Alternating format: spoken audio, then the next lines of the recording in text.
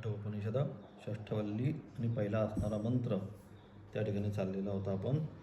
ऊर्ध्वमूलो वाकशाख एषोषत्वः सनातनः तदेव शुक्रं तद्ब्रह्म तदेवामृतमुच्यते तस्मिन् लोकाश्रिता सर्वे तदुनात्येति कश्चन एतद्वैतद. याचा असणारं व्याख्यान या ठिकाणी आचार्यांचं असणारं भाष्य या ठिकाणी आपण पाहत होतो. मागच्या पाठामध्ये किंचित रेकॉर्डिंग झालेलं नाही आहे, त्यामुळे थोडासा किंचित मागचा जो पाठ आहे भाष्याचा तो किंचित आपण आरंभ करून दुसऱ्या मंत्राला आरंभ करणार आहोत. तर कुठपर्यंत आपण मागच्या पाठाला जे पाहिलं होतं ते कुठे आलो होतो आपण? अविद्या काम कर्म अव्यक्त. हे सगळे काय? मायेची असणारी समान अर्थी शब्द मायेला. काय? अविद्या, काम, कर्म, अव्यक्त. हे मूल जे आपण म्हणतो मूल माया, तीही अलग अलग म्हणजे अशा प्रकारे मग ही मूल जी माया आहे ही काय? या ब्रह्मापासून उत्पन्न होणारा, हे जे ब्रह्म आहे या ब्रह्मापासून उत्पन्न होणारा ज्ञानक्रियास्वरूप जे अपरब्रह्म, ज्ञानक्रियास्वरूप. आता सुरुवात झाली त्याच्यामध्ये, पंचकरण झालं आणि पंचकरणाच्या अनुषंगाने तिथं आता सगळी आत्मनः आकाशा संपूर्ण सृष्टीचा असणारा प्रपंच जो आहे तो प्रपंच या ठिकाणी आरंभ झाला. आणि म्हणून अशा प्रकारे ज्ञानक्रियास्वरूप काय असणारं? जे अपरब्रह्म म्हणजे हिरण्यगर्भ. हिरण्यगर्भ म्हणजे या ठिकाणी ब्रह्मा, त्याच्यापासून उत्पत्ती सगळ्या सृष्टीची पुढे जाऊन झाली. म्हणून विष्णूच्या नाभी कमलामधून ते जे आहे कमलपुष्प त्या ठिकाणी आलं आणि त्याच्यावर कोण दाखवलं आपण चित्रामध्ये? ब्रह्मा. म्हणून हा सृष्टीचा आदी करता आणि म्हणून तो असणारा ब्रह्मा म्हणजे हिरण्यगर्भ हा ज्याचा पहिला अंकुर कोंब आहे. हा पहिला अंकुर, इथनं सुरुवात. आता संपूर्ण सृष्टीची जी आहे ही सुरुवात तिथून झाली. म्हणून हा पहिलं जे आपण धान्यसुद्धा टाकलं आपण भिजत की आपण पहिल्यांदा बारीक अंकुर येतो. त्यानंतर मग त्याचं काय असेल ते पुढे फांद्या येतील वगैरे, हे नंतर सगळं. पहिल्यांदा मोड, त्याला आपण मराठीमध्ये आपल्या शुद्ध काय म्हणतो? मोड.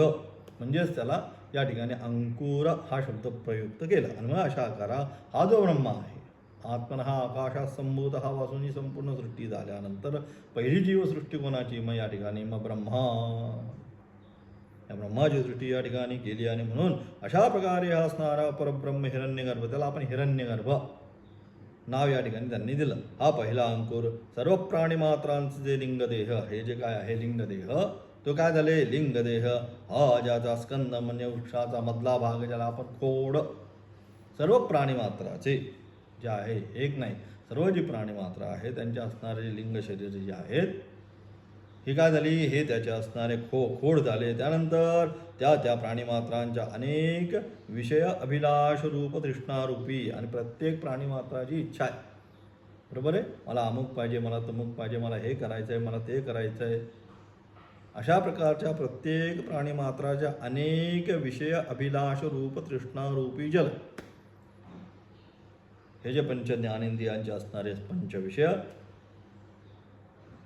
श्रोत्रं त्वक चक्षु रसना आणि घ्राणं, हे जे आहे पंच ज्ञानेंद्रिय आणि त्यांचे असणारे पंचविषय, त्या विषयांच्या अनुषंगाने काय होतो? मनुष्य त्या विषयामध्ये प्रेरित होतो किंवा तो विषय प्राप्त करण्याचा प्रयत्न करतो. आणि प्राप्त झाल्यानंतर समाधानी राहतो का? तर समाधान नाही, असमाधानी. पुन्हा म्हणून तो असमाधानी असल्यामुळे ते काय झालं? तृष्णारूपी प्राण्याने प्रचंड वाढतीच तृष्णा. एक गोष्ट एकदा मिळाल्यानंतर पुन्हा त्या गोष्टीची अपेक्षा करत राहणं ही झाली तृष्णा. आणि मग अशा प्रकारे ही तृष्णारूपी जे जल आहे, ह्या तृष्णारूपी जल कशाला घातलंय?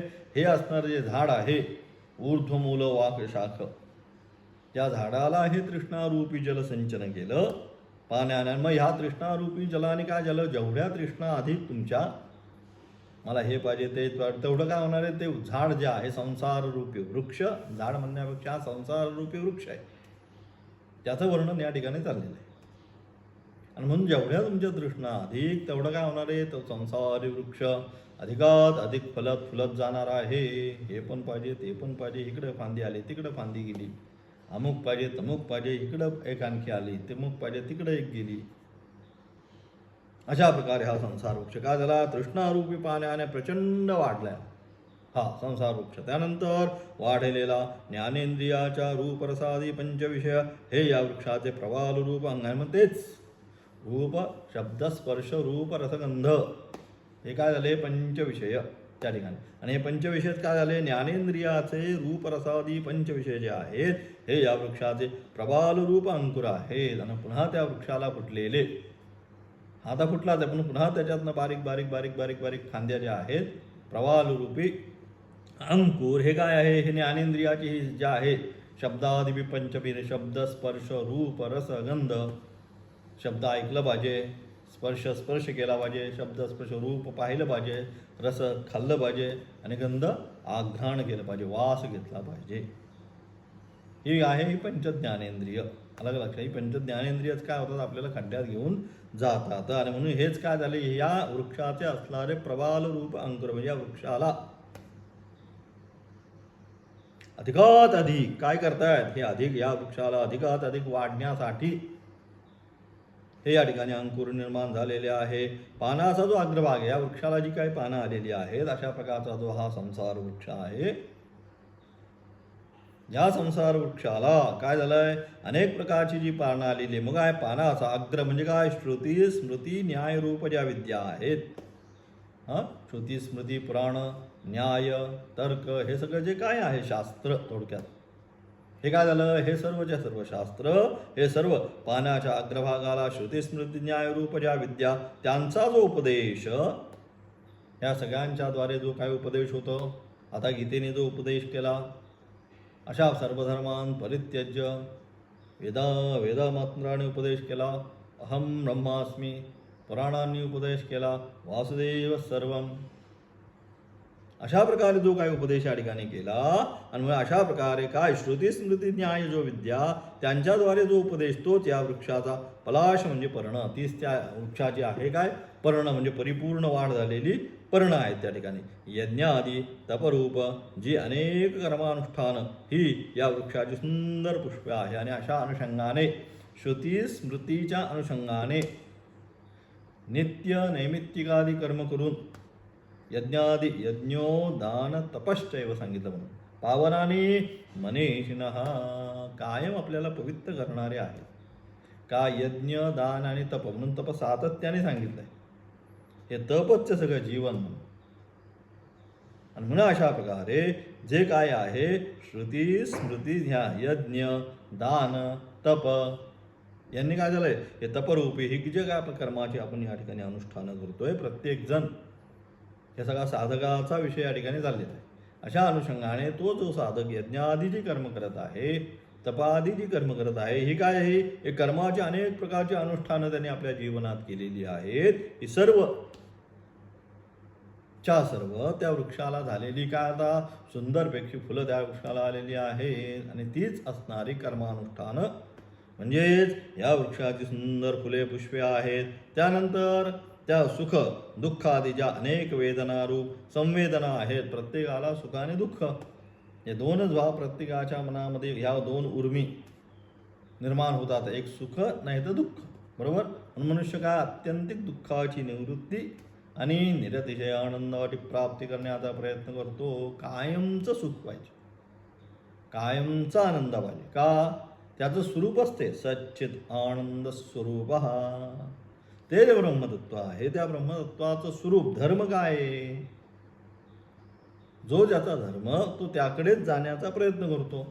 अग्नीचा धर्म उष्णता तो उष्णतेकडेच जाणार. पाण्याचा धर्म शीतलता कितीही पाणी तापवलं आणि तासाने पाहिलं तर काय ते शीतलच होत जातं. ज्याचा जो धर्म आहे त्याकडेच जाण्याचा प्रत्येकाचा धर्म आहे. आणि म्हणून अशा प्रकारे इथं जीवमात्राचा धर्म काय आहे सच्चिदानंद स्वरूप जे ब्रह्म आहे त्या सच्चिदानंद स्वरूप ब्रह्मतत्व आपण प्रकृती आणि पुरुषाच्या अनुषंगाने ह्या जीवाची या ठिकाणी उत्पत्ती झालेली आहे. आणि मग त्या अनुषंगाने त्याचा असणारा अंश काय सच्चिदानंद स्वरूप ब्रह्म त्या सच्चिदानंद स्वरूप ब्रह्माकडेच म्हणजे तो आनंद जो आहे तिकडे तो जाण्याचा सातत्याने प्रयत्न करतो.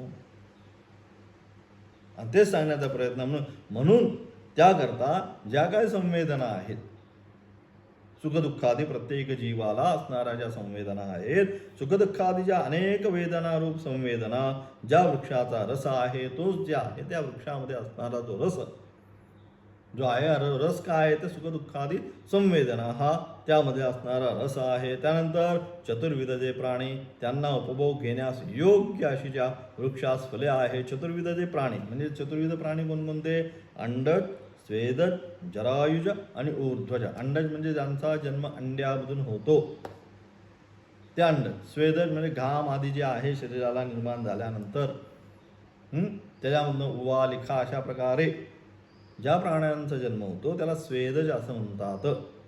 जरायुज म्हणजे गर्भामधून ज्या प्राण्यांचा जन्म होतो त्याला जरायुज असं म्हणतात.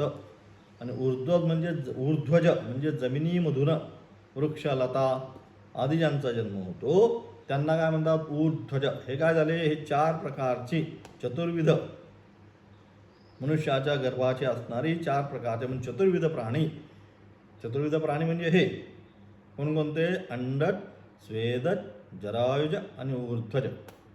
हे 4 प्रकारचे जे प्राणी आहेत ते काय? ह्या प्रकारचा उपभोग या ठिकाणी. कोणता उपभोग? हा मागे सांगितलेला सुख आणि दुःख रूप जो उपभोग आहे तो सुखदुःखात्मक उपभोग घेण्यासाठी 4ही प्रकारचे कोणते आत्ता सांगितलेले अंडज, स्वेदज, जरायुज आणि ऊर्ध्वज आपापल्या सुख केलेल्या कर्माच्या फळाच्या अनुषंगाने सुखदुःख अनुभवण्याकरिता त्या शरीरातून त्या जीवाची त्या ठिकाणी निर्मिती होते. चतुर्विध जे प्राणी त्यांना उपभोग घेण्यास योग्य अशा ज्या वृक्षास ती काय आहे? फले आहे. तीच फळं त्या वृक्षाला आलेली त्या योनीमध्ये त्या कर्माच्या अनुषंगाने त्या योनीमध्ये निर्माण होणं हे काय आहे? त्याच्या असणाऱ्या कर्माचं फळ आहे. कशा प्रकारची कर्म केली त्या अनुषंगाने ज्याचे कर्म त्याचे फळ देतो रे भगवंत आपण म्हणतो. त्या न्यायाने आपापली ज्या प्रमाणे कर्म आहे त्या अनुषंगाने तो जो जीव आहे हा सगळ्या संपूर्ण या सृष्टी तलावर कर्माच्या अनुषंगाने त्याची सुखदुःख भोगण्याकरिता त्या योनीमध्ये म्हणजे कोणत्या योनी? या 4 प्रकारच्या योनी. पुन्हा सांगतो अंडज, स्वेदज, जरायुज आणि ऊर्ध्वज. त्याच्यामध्ये काय येतो आणि जातो.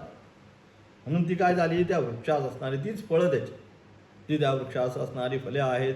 त्या प्राणीमात्रांच्या ज्या अनेक विषय तृष्णारूपी जे पाणी त्या प्रत्येक प्राणीमात्राचं काय? प्रत्येक प्राणीमात्राच्या अनेक विषय तृष्णारूपी जे पण आहे अनेक विषयांच्या ज्या तृष्णा मनामध्ये आहे. मला हे पाहिजे, मला ते पाहिजे, मला अमुक पाहिजे, मला तमुक पाहिजे, अशा प्रकारच्या अनेक तृष्णारूपी जे पाणी जल जे आहे पाणी त्यांच्या संचनामुळे वाढलेल्या ज्या बळकट अशा अवांतर मुळाया त्यानंतर वृक्षाला नुसत्या त्याच मुळ्या नाही भरपूर एकदा वृक्षाला खायला प्यायला मिळालं की अवांतर मुळ्या म्हणजे बाहेरसुद्धा अशा अनेक प्रकारच्या आपण जर पाहिलं ते खोड तर त्या खोडाच्या आणखी बाजूला इकडे मुळ्या तिकडे मुळ्या मुख्य मुळ्यांच्या व्यतिरिक्त दुसऱ्या सुद्धा अवांतर मुळ्या काय आहे? हे कशामुळे झाले? हा अवांतर मुळ्या कशामुळे आले? जे काय विषय तृष्णारूपी जल जेवढ्या म्हणून तुमच्या इच्छा जास्त तेवढं गमन आगमन येणं आणि जाणं जास्त. म्हणून काय केलं पाहिजे? जे तृष्णा आहे या तृष्णेवर विजय मिळवला पाहिजे. आणि म्हणून अशा प्रकारच्या या अवांतर मुळ्या याने काय झाला? हा वृक्ष अधिक बळकट केला. कोणत्या वृक्षाचं वर्णन चाललंय? संसार वृक्षाचं. हा जो संसार वृक्ष आहे अशा प्रकारे संचनामुळे वाढलेला ज्या बळकट झालेल्या अशा अवांतर मुळ्या ज्याचे मूळ दृढबद्ध झालेले आहे अतिशय नुसतं पहिल्या तर मुळ्या आहेत विषय तृष्णारूपी परंतु आता पुन्हा अनेक जेवढ्या वाढत गेल्या तेवढ्या त्याच्या मुळ्या खोलवर गेल्या अवांतर मुळ्या त्याला निर्माण झाल्या आणि त्याने तो वृक्ष काय झाला? अत्यंत दृढ झालेला आहे. आता हा सहजा पडणार नाही असा हा संसार वृक्ष आहे. हा काय झालाय? मूळ दृढबद्ध आहे. सत्यलोकादी जे 7 लोक त्या ठिकाणी राहणारे सत्यलोकादी म्हणजे वरती 7 आणि खाली 7 सांगितलं मागच्या वाटला बरोबर. असे किती लोक आहेत? 14 लोक सांगतो आपण. चतुर्दश भुवनधारिणे नमः म्हणून त्या भगवंताला आपण म्हणतो 14 लोकांना धारण करणारा. मग अशा असणारे काय सत्यलोकापर्यंत वरचे 7 भुव स्वहा महा जना तप आणि सत्यम हे झाले वरचे असणारे 7 लोक. या सत्यलोकादी जे 7 लोक त्या ठिकाणी राहणारे जे ब्रह्मादी सुद्धा काय जीवस्वरूपच आहेत या ठिकाणी. अलग लागतो तेवढा कुठपर्यंत कल्पांते ऋत त्रेता द्वापार आणि कलयुग या सगळ्याला आपण काय म्हणतो एक कल्प. या प्रत्येक कल्पाच्या असणाऱ्या देवता सुद्धा कल्पांते काय सांगतात शेवटी ब्रह्मा सकाशात त्यांना काय मोक्ष आपण म्हणतो. मग पुन्हा नवीन कल्पाला पुन्हा नवीन ज्याचं ज्याचं पुण्य असेल म्हणून इंद्राच्या अनुषंगाने इंद्रपद प्राप्त करण्यासाठी महामुनी ऋषी राजे काय करायचे यज्ञादी कार्य करायचे. मग हा इंद्र जायचा का? हा इंद्र नाही, हा इंद्र ह्या कल्पामधलाच आहे, हा आता बदलू शकत नाही. परंतु पुन्हा इंद्रपद प्राप्त करण्यासाठी म्हणून ते यज्ञादी करतात. नवीन पुन्हा कल्प ज्यावेळेस आरंभ होईल तेव्हा ते सगळं काय सगळं बदलतं. जसं नवीन मंत्रिमंडळ 5 वर्षांनी इलेक्शन झालं ते संपूर्ण ज्याप्रमाणे मंत्रिमंडळ बदलतं त्याप्रमाणे या ठिकाणी सुद्धा नवीन कल्प निर्माण झाला की सगळे म्हणून ब्रह्मापर्यंत सांगितलं. म्हणून जे ब्रह्मादी सत्यलोकादी जे 7 लोक आहेत त्या ठिकाणी राहणारे जे ब्रह्मादी काय ते जीवरूप पक्षी आहे. ते सगळेच्या सगळे जे आहेत हा संसार वृक्षावर बसलेले हे सुद्धा जीवरूप पक्षी येत आहेत. हे सुद्धा सत्य जीवरूप पक्षी यांनी ज्या वृक्षांच्या ठिकाणी घरटी गेलेली आहेत या सर्वांनी या वृक्षावर काय केलं वेगवेगळ्या प्रकारची काय केली घरटी निर्माण केलेली आहे. प्राणीमात्रांना होणारे जे सुखदुःख त्याच्या उत्पत्तीमुळे उत्पन्न झालेला आणि प्रत्येक प्राणीमात्राला जे काही सुखात्वा दुःख निर्माण होतं त्या सुख आणि दुःखामुळे प्राणीमात्रांना होणारे जे सुखदुःख त्याच्या उत्पत्तीमुळे उत्पन्न झालेले हर्ष विषाद. हर्ष म्हणजे आनंद, विषाद म्हणजे दुःख. एकदा मनुष्याला सुख झालं की तो आनंदी होतो, दुःख झालं की विषाद होतो. बरोबर. त्या ठिकाणी अर्जुनाला काय विषाद निर्माण झाला. कोणता? मी यांना कसा मारू, ते माझे मी त्यांचा. आणि त्याने काय ते दुःख आणि त्या दुःखाने काय केलं मग धर्माला अधर्म मनुष्य मानू लागतो एकदा विषाद निर्माण झाला की. म्हणून तो विषाद ते दुःख त्याची वास्तविकता सांगण्याचं काम जे आहे हे भगवंतांनी केलं. कोण कोणाचं बहुनी मी व्यतीतानी जन्मानी तवचारी.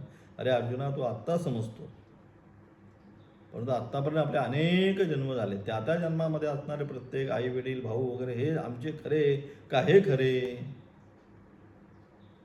अशा प्रकारे असणारं जे मिथ्या ज्ञान आहे ते दूर करण्याचा प्रयत्न आहे. म्हणून त्या हर्षविषादामुळे मनुष्याला काय होतं आहे हर्षविषादामुळे त्यामुळे नृत्य गीत वाद्य हे सगळे त्याचे असणारे भाव सांगितले आहेत ना. क्रीडा विशेष, नंतर आमोद विशेष, हास्य विशेष, रडणे हृदिनम हे सगळे जे काय आहे वगैरे अनेक शब्द आहे. हे एवढे सगळे हे काय झालेत हे सुख दुःख हर्षविषादामुळे तो असणारा जो संसार वृक्ष आहे त्या संसार वृक्षावर किलबिलाट आपण म्हणतो. तुम्हाला शहरात नाही पण ते गावात लोक राहतात अलग लक्षात आहे. आमच्या इथे तर ही 2-4 मोठमोठाली झाडं आहेत. सकाळी 5-5:30 वाजले की अनेक पक्ष्यांचा किलबिलाट निर्माण होतो. संध्याकाळी पुन्हा 6:30-7 वाजले हे सगळे मग कावळ्या चिमण्या काय असतील ते प्रचंड मोठा किलबिलाट त्या झाडांवर असतो. तोच किलबिलाट हे काय. परंतु इथं जे प्राणी मात्र आहे हे ज्या संसार वृक्षावर बसलेले यांचा किलबिलाट काय. यांचा किलबिलाट अशाच एक प्रकारे क्रीडा विशेष, वाद्य विशेष, आस्फुटत, आमोद, हास्य, रोदना या सगळ्यांनी जे काय आहे त्या संसार वृक्ष आहे से एवढंच या संसार वृक्षामध्ये सगळीकडं. आणि हा काय हा प्रचंड मोठा त्या ठिकाणी प्रचंड मोठा शब्द आणि प्रचंड असा जो आरडाओरडा हा सगळा त्या संसार वृक्षावर चालू आहे. कोणाला कोण आनंदी झालेलं आहे, कोण दुःखात आहे, कोणाला काय आणखी विषाद झालेला आहे, कोणाचं काय आणखीच चाललेलं आहे. नानाविध गोष्टी या ठिकाणी चाललेल्या आहेत. एक गोष्ट झाली आहे का आपण पाहतो. आता तुम्ही जरी बातम्या लावल्या तरी बातम्यामध्ये काय दिसतं सगळं तेच दिसतंय. कोणाचं काय चाललंय, कोणाचं काय चाललंय हे कोणाला कळत नाही. ह्या काय हा संसार वृक्ष असा या संसार वृक्षावर हा काय महार आरडा आणि ओरडा दुसरं काही नाही. आरडाओरडा ज्या संसार वृक्षाची सतत चालू आहे, नुसतं आत्ता चालू आहे का सातत्याने, की आता चाललाय, आज चाललाय, उद्या होणार नाही, नाही, दररोज काही ना काहीतरी प्रश्न घेतला की चालू झालं. दररोजच्या आपण म्हणतो किंवा घरामध्ये कधी कधी फार काय झालं, एखादा कटकटी स्वभावाचा असतं की आपण काय म्हणतो, तुझी दररोजची कटकटी, तर शांत बस ना. मग एखाद्याची ती सवयच असते की त्याला शांत नाही, काही ना काहीतरी कुटकुट कुटकुट कुटकुट करतच बसणार. तसं या ठिकाणी हा काय म्हणून हाच जो आहे हा सगळा त्या संसार रूपी वृक्षावर अशा प्रकारे हे सगळे जे आहे भाव, या भावांनी काय झालं, या सर्व भावांच्या युक्ताने युक्त महार्व महाघोष त्या ठिकाणी निर्माण झालेला आहे. अनेक शब्दांनी प्रचंड असा जो महारव आरडाओरडा ज्या संसार वृक्षाच्या ठिकाणी सतत चालू सातत्याने. आणि मग काय केलं पाहिजे, मग हा जो संसार वृक्ष म्हणून मग काय केलं पाहिजे, मग त्यासाठी वेदांत महावाक्य विहित. मग आता त्यावर पर्याय सांगता येतात. मग काय पर्याय त्याच्यावर, वेदांत महावाक्य विहित जे जीव ब्रह्म ऐक्य विज्ञान रूपी महाशस्त्र, सगळ्या ज्ञानासिना सांगितलं, ज्ञानाग्नी सर्व कर्मानी अथवा ज्ञान असिना. हा जो संसार वृक्ष आहे हा काय केला, ज्ञानस्वरूपासी. मग तेच सांगितलं. मग कोणती ज्ञानस्वरूपाशी, तर वेदांत महावाक्य विहित जीव ब्रह्म ऐक्य ज्ञान, एवढं एकच आहे ना, अन्य पंथा विद्यते अनाय सांगितलं. याच्या व्यतिरिक्त काही दुसरा रस्ता नाही.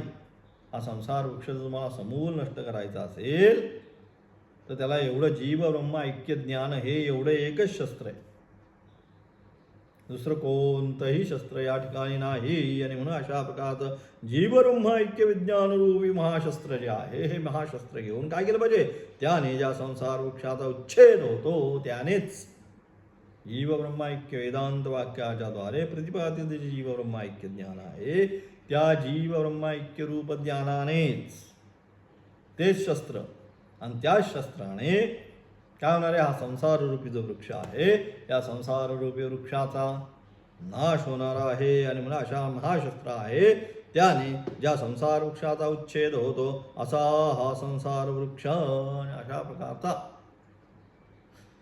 असणारा हा संसार वृक्ष, असा हा संसार वृक्ष. अश्वत्थ, अश्वत्थ म्हणजे काय, अश्वत्थ म्हणजे वृक्षाप्रमाणे काम कर्मरूपी जो वारा त्याने हलणारा. अश्वत्थ म्हणजे चंचल अत्यंत. लक्ष, पिंपळाची जर अश्वत्थ म्हणजे पिंपळ बघा, पिंपळाची पानं इतर सर्व पानांपेक्षा अशी निमूळती असतात पुढे, आणि सातत्याने सातत्याने हलणारी असतात. म्हणून या ठिकाणी अश्वत्थ वृक्षाची उपमा दिली. म्हणजे अश्वत्थ म्हणजे अश्वत्थ वृक्षाचा उच्छेद होतो, आणि म्हणून अशा प्रकारचा अश्वत्थ वृक्षाप्रमाणे कामकर्मरूपी वारा, कोणता वारा जो आहे तर काम आणि कर्मरूपी जो वारा आहे त्याने हलणारा, कसा आहे, चंचल अस्थिर, कसा आहे, उद्या राहतो का नाही याची शाश्वती नाही असा हा अश्वत्थ वृक्ष. कामकर्मरूपी वाराने सातत्याने हलणारा आहे हा. आणि हा कसा आहे, उद्या राहतो का नाही याची पण शाश्वती नाही, कधी उन्मळून पडेल याची शाश्वती नाही. म्हणून अत्यंत चंचल आणि अस्थिर स्वरूपाचा, अस्थिर स्वरूपाचा, उद्या राहतो का नाही याची शाश्वती नाही असा आहे. अवाक शाखा, स्वर्ग नरक तिर्यक प्रेत ज्यांनी अग्निसंस्कार झालेला नाही असे प्राणी, अशा निकृष्ट ज्याच्या शाखा आहे त्याच्यामध्ये हा जो वृक्ष अश्वत्थ वृक्ष आहे. या अश्वत्थ वृक्षाला पुन्हा कोणकोणत्या शाखा आलेल्या आहेत, पुन्हा स्वर्गरूप शाखा, नरकरूप शाखा, श्वसुकरादी जन्म म्हणजे तिर्यक योनीची आहे, म्हणजे खालची योनीची ती शाखा त्या ठिकाणी, प्रेत शाखा आहे त्याच्यामध्ये, आणि ज्यांचा अग्निसंस्कार झाले नाही असे जे प्राणी आहेत त्यांच्या शाखा, अशा निकृष्ट ज्याच्या शाखा आहेत असा, तसाच अनादि कधीपासूनचा आहे अशा प्रकारचे ह्या संसार वृक्षाला अनेक प्रकारच्या या शाखा या ठिकाणी निर्माण झालेल्या आहेत. आणि कधीपासून आहे, हा अनादि कालापासून, आजचा हा नाही. मग कधीपासून आहे, हा अनादि कालापासून असल्याने सनातन असा जो संसार वृक्ष अनादि कालापासून, कधीपासून माया आहे, अनिर्वाच्य सांगितलं. अविद्या अनिर्वाच्य कधीपासून आहे सांगता येत नाही, अनादि अनंत आहे. अनादि कालापासून, अनंत म्हणजे जोपर्यंत अज्ञान आहे तोपर्यंत चालूच राहणार, तोपर्यंत थांबणार नाही. पुनरपि जननम पुनरपि मरणम पुनरपि जननी जठरे शयनम, बस एवढंच आहे. जन्म मृत्यू जन्म मृत्यू जन्म मृत्यू जन्म मृत्यू जन्म मृत्यू, हेच संसार चक्र. म्हणून अशा प्रकारचं ते कसं आहे, म्हणून अशा प्रकारे अनादि अनंत अशा प्रकारचा असल्याने सनातन असा जो संसार वृक्ष, त्याचे मूल कारण जे शुद्ध ज्योती स्वरूप तेच ब्रह्म, या अशा प्रकारे असणारा हा सगळा संसार वृक्ष, आत्ता हा सगळा वर्णित केलेला, पुढे त्याच्या पानापासून वृक्ष, स्कंद, मूळ, त्याच्यामध्ये असणारे विषय, फांद्या, आवाज, असा असणारा हा संसार जो वृक्ष आहे, ऊर्ध्वमूल अधशाख स्वरूप, त्याचं काय, त्याचं आता मुळावर आले तर काय, याचे मूल कारण, या संसार वृक्षाचं मूल कारण काय, मुळाकडे वरती. मागच्या पाठात सांगितलं आपण, पप्पा कुठे म्हटल्यानंतर लहान मुलं पण वरती बोट दाखवतात, खाली म्हणत नाही. खाली असं म्हणत कोण, बघा खाली ब्रह्म आहे, खाली बाप्पा आहे, असं वरच दाखवतात, वरतीच आहेत म्हणतात. हा, म्हणून अशा प्रकारे निसर्गतः त्यांना शिकवतो का आपण लहान मुलांना की बाबा बाप्पा वरच आहे, असं कोणी शिकवत, पण त्यांना पप्पा कुठे केलं तर ते आपल्या आप म्हणतात, वर बोट त्यांचं करतात. अलग लक्ष, निसर्गत आहे ऊर्ध्वमूलम, अलग हे हा तिचा सिद्धांत आहे. आणि म्हणून अशा प्रकारे काय, संसार वृक्षाचे मूल कारण जे शुद्ध ज्योती स्वरूप तेच ब्रह्म, या संपूर्ण संसार वृक्षाचं मूल कारण काय, तेच ब्रह्म. ते कसं आहे, ते या सगळ्या म्हणून याचं मूल कारण ते ब्रह्म, बरोबर. ब्रह्मापासून माया, मायापासून संपूर्ण पुढे सृष्टी, मयाध्यक्षेन प्रकृती ही नारायण परो अव्यक्तात. याच्या लक्षात अव्यक्ताच्याही पर असणारा नारायण, त्याने काय केलं यात नाही, अव्यक्त म्हणजे मायेची निर्मिती करून या संपूर्ण संसाराची निर्मिती केली, परंतु स्वतः त्यापासून निर्लिप्त काही आपल्याला काही स्पर्श करून घेतला नाही. आणि म्हणून अशा असणारा ते असणार काय, त्रिका ते ब्रह्म, असं असणार ते ब्रह्म, ते अमृत म्हणजे अविनाशी स्वरूप आहे. ते ब्रह्म कसं आहे, तर ते ब्रह्म अविनाशी स्वरूप आहे, आणि म्हणून तेच त्रिकाला बाधित असे सत्य आहे. आणि म्हणून ते जे ब्रह्मतत्व आहे, या संपूर्ण संसार वृक्षाचं असणारं मूल ब्रह्म तेच त्रिकाल अबाधित सत्य तेच आहे. तेच त्रिकाल अबाधित सत्य आहे. त्याच्या व्यतिरिक्त जे सर्व अनृत म्हणजे मर्त्य आहे, तद व्यतिरिक्त जेवढं काय आहे हे काय, वाचारंभणं विकारो नामधेय मृत्येत्येव सत्यम. हे सगळं जे काय आपण चाललेलं आहे ना वास्तविक पाहता, हे वाचारंभणं विकारो नामधेय मृत्तिका इत्येव सत्यम, हा सिद्धांत दृढ आहे.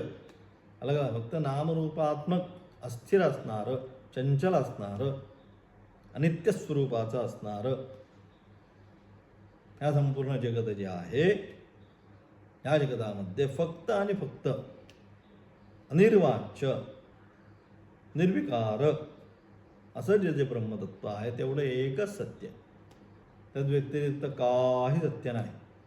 अनेक प्रकारचे तरी घट मठ रांजण बुटकं काय जे सगळे जे काय आहे त्याचे प्रकार माठाचे सगळे जरी आणले एका ठिकाणी ठेवले,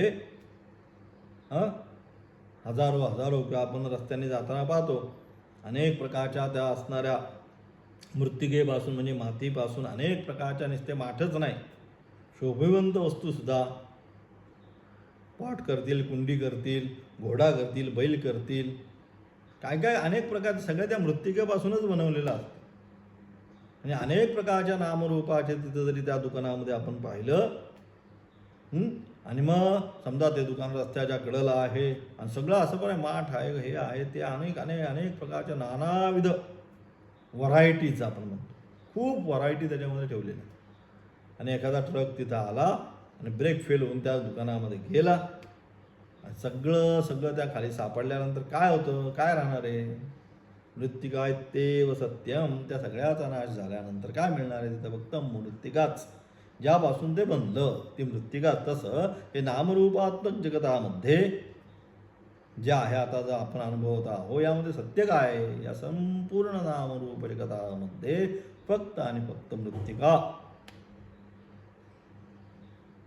जशी त्यामध्ये सत्य आहे तसं ह्यामध्ये सुद्धा या संपूर्ण जगतामध्ये सत्य काय, तर ब्रह्म एकम सत् विप्रा बहुधा वदंती एकम सत्. ते सत ब्रह्म तेच सत्य आहे. बाकी काही मृत्तिका इत्येव सत्यम, अशा परमार्थ सत्य ब्रह्माचे ठिकाणी असं जे ब्रह्म आहे, सत्य स्वरूपाचं, अनादि अनंत स्वरूपाचं, सच्चित आनंद स्वरूपाचं जे ब्रह्मतत्व आहे, अशा परमार्थ सत्य ब्रह्माच्या ठिकाणी, त्या ब्रह्माच्या ठिकाणी आधार, तो आधार आहे. त्या आधाराच्या ठिकाणी सर्व लोक, हे सगळे जे लोक आहेत, जे काय आपल्याला भासतंय, जे काय आपण अनुभवतोय, सर्वच्या सर्व काय, सर्व लोक गंधर्व नगर मृगजल शुक्तरजिताप्रमाणे आरोपित आहे. स्पष्ट त्या ब्रह्मावर आरोपित आहे.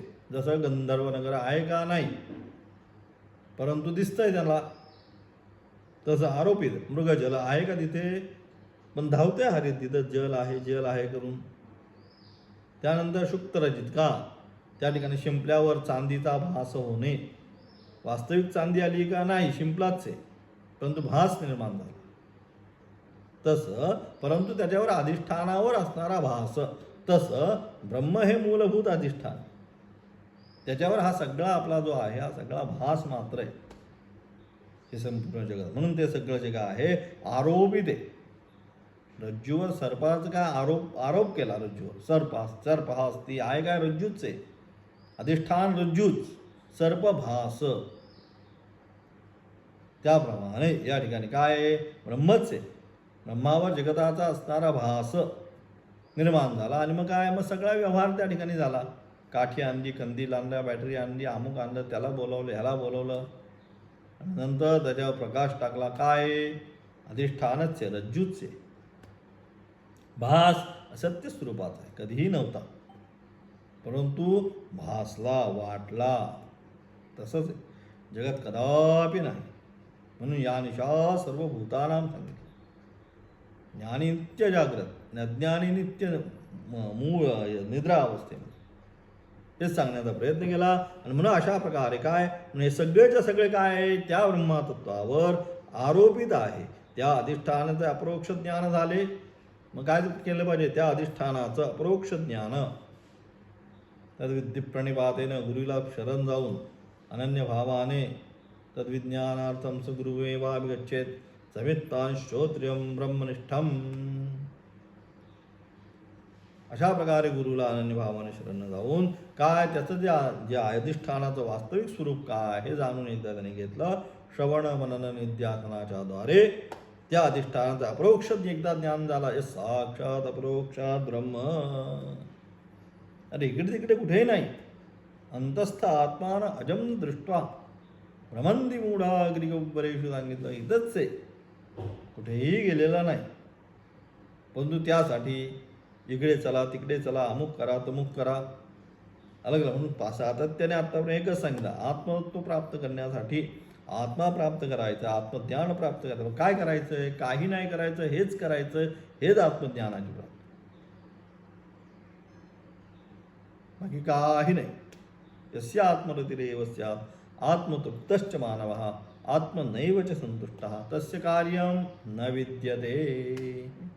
त्याला आता काही नाही राहिलं. एकांते सुखवाप्स्यतां परतरे चेतस समाधी यदा. आलं का, एकांत वासामध्ये जाऊन शांतपणे ते जे आत्मतत्व आहे त्याचं अपरोक्ष ज्ञान करून घेणं. म्हणून त्या अधिष्ठानाचं एकदा अपरोक्ष ज्ञान झाले की या सर्वाचा अभाव होतो, वास्तविक कळ काय, मृत्तिका इत्येव सत्यम. तसं या वास्तविक जगतामध्ये ब्रह्मच सत्य आहे, ब्रह्माच्या व्यतिरिक्त अन्य काही नाही. परमेश्वरच सत्य आहे, नारायणच सत्य आहे. प्रल्हादाला तेच कळलं. काय 8व्या वर्षी काय, सर्वत्र नारायणच आहे, नारायणाच्या व्यतिरिक्त काही नाही, नारायणच सत्य आहे. बस तसं ज्ञान झाल्यानंतर काय, मग काय, मग शांती आहे जीवनाला. अलग लक्षात सुख शांती हे सगळं त्या ठिकाणी प्राप्त होणार आहे. म्हणून त्या अधिष्ठानाचे अपरोक्ष ज्ञान झाले, या सर्वांचा अभाव होतो, ते ब्रह्म समजावे, तेच ब्रह्म आहे. ज्याप्रमाणे घटपटादी कार्य कारणाच्या व्यतिरिक्त नाही. घटपटादी जेवढे जे कार्य आहे, घट असेल, पट असेल, ही सर्व जे कार्य जे आहे, हे कार्यामध्ये काय, कारणाच्या व्यतिरिक्त अन्य काही नाही. पट म्हणजे हा जरी वस्त्र जरी असलं तरी या वस्त्रामध्ये काय आहे, या वस्त्रामध्ये दुसरं काही नाही, फक्त तंतूच आहेत. हे जे तंतू आहेत या तंतूच्या व्यतिरिक्त काय आहे? काही नाही, म्हणून तंतु इत्येव सत्यम, हा तंतूच सत्य आहे. वस्त्र कार्यस्वरूप आहे, पण याच्यामध्ये वास्तविक काय आहे? वस्त्रामध्ये जर विचारलं तर हे काय? नामरूपाने व्यक्त झालं म्हणून याला आम्ही वस्त्र म्हणतो. पण आहे काय? हा तंतूच याच्यामध्ये आहे. या तंतूच्या व्यतिरिक्त या वस्त्रामध्ये ज्याप्रमाणे काही नाही त्याचप्रमाणे या जगतामध्ये ब्रह्माच्या व्यतिरिक्त अन्य काही नाही. म्हणून कारण ज्याप्रमाणे घटपटादी कार्य कारणाच्या व्यतिरिक्त नाही, सगळ्यामध्ये कारण जे आहे कारण ब्रह्मच आहे, त्याच्या व्यतिरिक्त अन्य काही नाही. तसे हे सर्व जगदरूपी कार्य, जगत पण काय आहे? कार्य आहे. कोणाचं? तस्मात आत्मनः आकाश. आलं लक्षात? त्याच्यापासून निर्माण झालं. मृत्तिकेपासून घटाची निर्मिती. घट कार्य, कारण मृत्तिका. तसं ब्रह्मापासून जगाची उत्पत्ती. जग कार्य, कारण ब्रह्म, म्हणून ब्रह्म इत्येव सत्य. परमेश्वरच सत्य आहे, तद्व्यतिरिक्त अन्यथा आहे. वाचारंभनम विकारो नामधेयम. फक्त वाचाचा रंभ. म्हणून अशा प्रकारचं जे ज्ञान आहे ते ज्ञान प्राप्त झाल्यानंतर मग काय होतं? मग फक्त ब्रह्मस्वरूपच होतं, बाकी काही होतं. मौनम व्याख्या प्रकटित परब्रह्म तत्त्वम युवानम दक्षिणाम जो आहे. कुठल्याही प्रकारचा मौनेन गुरोस्तु मौनम व्याख्यानम, का बोलण्याच्या पण पलीकडे विषय जातो. हा काय राहत नाही, काय बोलावं, कोणाचं वर्णन करावं. म्हणून गुरोस्तु मौनम व्याख्यान शिष्यास्त चिन्ह संशया. हा फक्त त्या गुरूंचं असणारं मौन जे व्याख्यान आहे त्या मौन व्याख्यानानेच शिष्यांच्या हृदयामधला असणारा संशय, संपूर्ण संशयाची निवृत्ती होऊन जीव ब्रह्म ऐक्य ज्ञान त्या ठिकाणी त्यांना प्राप्त होतं. अशा प्रकारे असणारं हा संसार जो वृक्ष आहे, या संसार वृक्षाचं या ठिकाणी वर्णन केलेलं आहे. आणि त्यानंतर असणारा दुसऱ्या मंत्राच्या द्वारे पुन्हा त्याचंच असणारं विशेष वर्णन. यदंकिंच जगस्रम ए प्राणयची निःसृतम महद्भयम वज्रमुद्यत विद्रमुदास्ते भवती. ते असणारं जे ब्रह्म काय आहे ते सांगण्याचा प्रयत्न दुसऱ्या मंत्राच्या द्वारे पुढे चालू केला. ओम तत्सत. त्याचा असणारा विशेष अर्थ उद्याच्या पाठामध्ये आपण दुसऱ्या मंत्राला आरंभ करणार आहोत. ओम तत्सत.